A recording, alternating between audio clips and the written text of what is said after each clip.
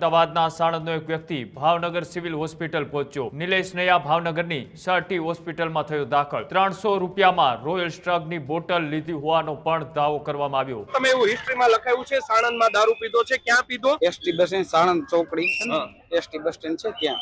અને શું પીધું તું? રોયલ સ્ટ્રગ। અને ક્યારે પીધું તું? 3 દિવસ પહેલા। હોસ્પિટલ આવ્યા છો, કઈક તકલીફ હોય તો જ આવ્યા અને નબળાઈ જેવું લાગે છે અને ખુલ્લે આમ ક્યાં વેચાય?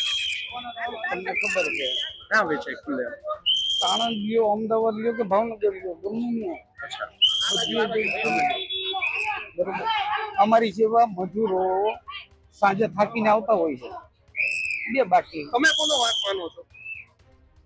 તમને ખબર જ છે સાહેબ કોનો વાંક છે? આપ કયો કોનો વાંક? તમે કોનો વાંક સમજો છો? આપ કયો। સરકાર। આપણે દારૂ ન પીવો જોઈએ આપણા હેલ્થ માટે। હેલ્થ ની વાત જ નથી। તો આ મજૂરો કામ કરીને શું કરે? દારૂ બંધી છે આ તો ગુજરાતમાં, ક્યાં દારૂ બંધી? ઓલ ઇન્ડિયામાં છે સાહેબ। ઓલ ઇન્ડિયામાં નહીં, આ ગુજરાત છે, ગુજરાતમાં બંધી છે। ગિફ્ટ સિટીમાં દારૂની મંજૂરી આપી છે, તમે કહો છો અમારે મજૂરને ગાંધીનગરમાં જરૂર આપી, પડે. તો ગાંધીનગરમાં આપી। હા, અહીંયા શું લેવા લઠાકણ થાય? તો તમે અહીંયા કેમ તમારી નથી? વાત છે કે સામાન્ય માણસો માટે પણ મંજૂરી આપવી જોઈએ। એવા રે કોની માટે?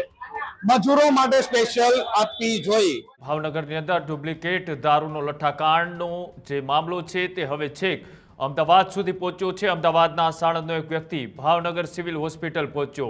નિલેશ નૈયા નામનો વ્યક્તિ એ ભાવનગર સિવિલ હોસ્પિટલ પહોંચ્યો।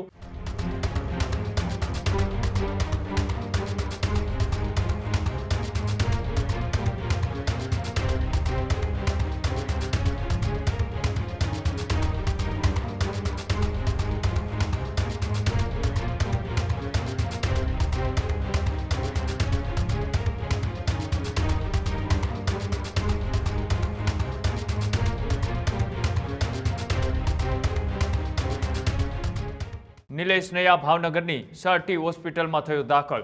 સાણંદ ચોકડી નજીક દારૂ પીતો હોવાની નિલેશે કબૂલાત કરી। 300 રૂપિયામાં રોયલ સ્ટ્રગની બોટલ લીધી હોવાનો પણ દાવો કરવામાં આવ્યો। તબિયત નાતંદુરસ્ત થતા સાણંદથી નિલેશ ભાવનગર પહોંચ્યો। જે રીતના પોલીસ વિભાગ દ્વારા ગઈકાલે એક અપીલ છે તે જાહેર કરવામાં આવી હતી કે છેલ્લા 2-3 દિવસની અંદર જે પણ લોકોએ રોયલ સ્ટ્રગ નામનો દારૂ પીધો હોય એ તાત્કાલિક હોસ્પિટલની અંદર દાખલ થઈ જાય અથવા તો પોલીસ વિભાગને જાણ કરે। કેમ કે ભાવનગરથી બનીને નીકળેલો દારૂ માત્ર ભાવનગર નહીં પણ ભાવનગર, પાટણ, સુરત અને અમદાવાદના ગ્રામ્ય વિસ્તારો સુધી પહોંચ્યો હતો। તેના જ કારણે કેટલાક લોકો હજી પણ એ ગભરાયેલા છે। કેટલાક લોકો કાર્યવાહીના ડરના કારણે ક્યાંક ને ક્યાંક આખો મામલો એ છુપાવવાનો પ્રયાસ કરી રહ્યા છે। પણ તેની સામે જીવન પણ એટલું જ મહત્વનું છે અને તેને બચાવવા માટે પણ ખુલીને આ દારૂ પીધો હોય તો બહાર આવવા માટેની પોલીસે અપીલ કરી હતી। અને તેના જ કારણે ભાવનગરનું જે આખો લઠ્ઠાકાંડ, દારૂકાંડ, તેમાં સાણંદનો વ્યક્તિ નિલેશ નૈયા કે જે પણ હવે ભાવનગરની સર્ટી હોસ્પિટલની અંદર દાખલ થયો છે। સાહેબ મેં વાત તો જે હોય સાચું બોલ, પેલા ક્યાં દારૂ પીધો હતો? હું વાત તો કહું તમને યાર। સાહેબ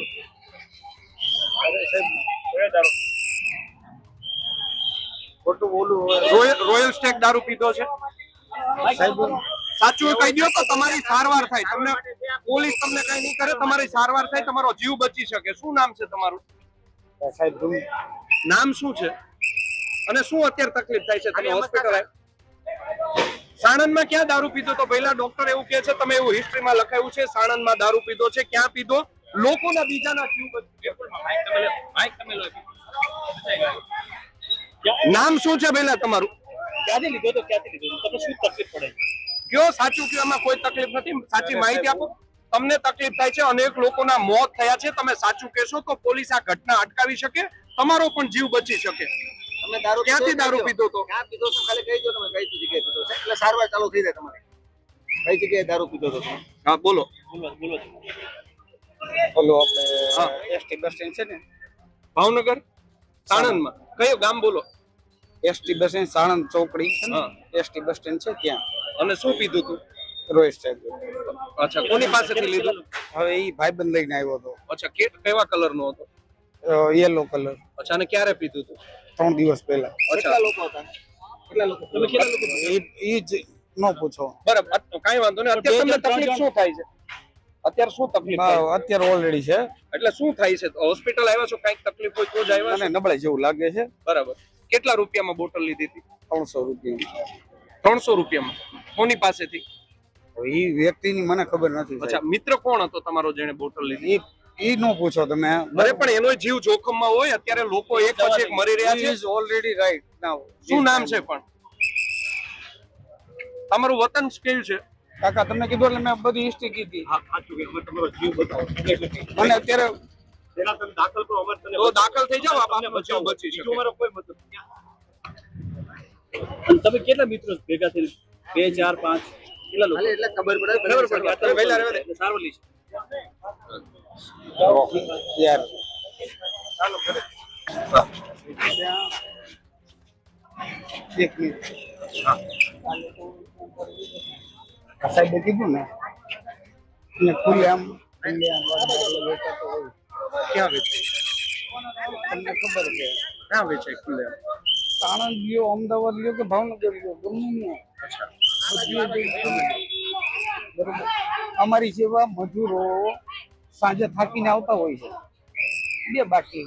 આ બાજુ ભાઈ આપણે આ બાજુ ભાઈ તમારી વાત સાચી આપ થાકીને આવતા હો, પરંતુ આપે જે પીધો છે તેમાં લઠ્ઠાકાંડ થયો છે આણંદમાં કોની પાસેથી લીધો હતો કોનો વાંક? કોનો વાંક તમે કોનો વાંક માનો છો તમને ખબર જ છે સાહેબ કોનો વાંક છે? આપ કયો કોનો વાંક તમે કોનો વાંક સમજો છો આપ કયો સરકાર. સરકારનો વાંક ઓકે કેટલા ટાઈમથી કોણ બુટલેગર કોણ છે સાણંદમાં કોણ વેચે છે બુટલેગર ની વાત મને ખબર નથી, બાકી સરકાર છે બરોબર, મોદી સાહેબ છે. હા કોણે કર્યું છે આ દારૂ એમાં એનું થોડું નામ હોય કેમ? અચ્છા જવાબદારી તો પોલીસ છે નહીં છે આપણે સમજવું જોઈએ આપણો જીવ બચાવી કોનો વાંક નથી યાર. નહીં આપણે દારૂ ન પીવો જોઈએ આપણા હેલ્થ માટે હેલ્થ ની વાત જ નથી. તો આ મજૂરો કામ કરીને શું કરે? અચ્છા પોલીસ વાળાનો વાંક જ નથી આમાં. અચ્છા તો કોનો વાંક માનો છો તમે સરકારનો દારૂ વેચાય વાંક. છે ડુપ્લિકેટ દારૂ વેચે એમાં પણ પણ ભાઈ આ તો ખરાબ દારૂ છે મજૂર માટે બી યોગ્ય નથી ને એમ પણ સાહેબ તમે વિચારો તો ખરે યાર. હા આવું ખરાબ દારૂ કેમ આ ઝેરીલો દારૂ કેમ પીવડાવે છે લોકો કોણ બનાવે? ગિફ્ટ સાંભળો ગિફ્ટ સિટીમાં કોણ બનાવે છે સરકાર પરમિશન આપે શું લેવો પણ દારૂની દારૂ પરમિશન ક્યાં છે છે જ તે ઓલ ઇન્ડિયામાં છે.